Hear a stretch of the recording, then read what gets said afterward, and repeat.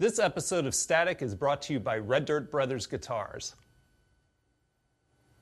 I'm George Lang, and this is Static. My guests today, The Breach, are a fast-rising pop rock band from Dallas who took their name from an album by the Wallflowers.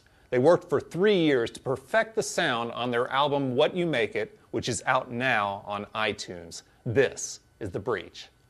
We kind of, grew up on the same stuff. I mean, I remember, back in, it was probably 97, I think, like the first Matchbox 20 record, Wallflowers record, and Third Eye Blind record all came out at the same time.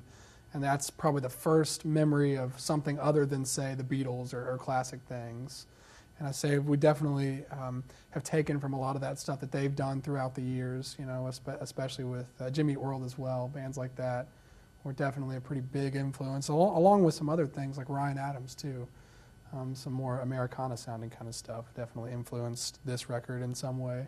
We've always wanted to make music that, has some musical depth to it, but at the same time, we want everybody to be able to latch onto it and make a connection with it.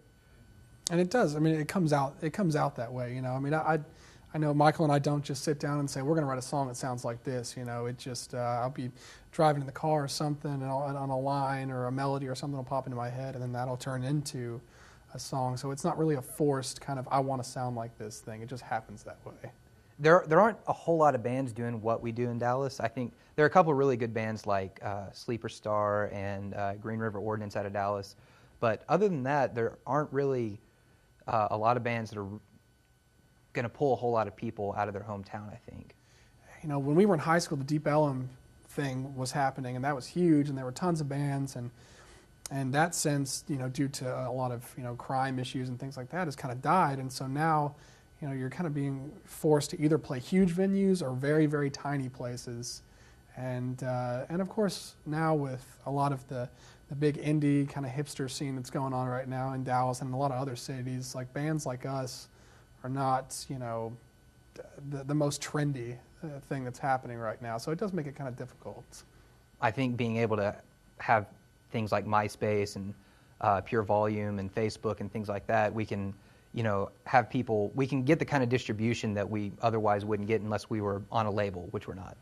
The individual artists have really taken on most of the responsibilities of the record labels, lately anyway. They produce their stuff, they write their stuff, they package it, they buy their own merch, they buy their own van, they tour in their own van, they book their own tours, they manage themselves, they basically do everything. I think the burden is definitely on the artists to actually get things going for themselves now. I think it's kind of done are the days when, a rep goes to a venue and hears some artist that's never played before and really hears something and does everything for them from that point on.